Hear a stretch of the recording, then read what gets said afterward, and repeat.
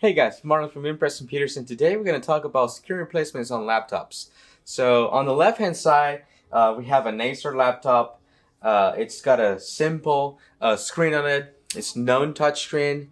With this unit, if the screen cracks, we can replace them. Now, the difference between the touchscreen is this can be taken apart. Now, if you move over to the touchscreen, they are built onto the backlit. That stands for the front side of your laptop and the back side of your laptop are glued together. What some shops do is they try and unglue the top of the touchscreen. It breaks and everything comes pretty much apart and everything's pretty much a mess. What we do in the store is we get the replacement from the manufacturer. We take the bottom cover when the hinges are attached to the touchscreen. We replace the entire lid and bezel, so everything together comes out and a brand new piece comes in. If you have any questions on laptop screen replacements or repairs, we can do that for you. You can leave your comments down below or give us a call at 281-647-9977. Thank you.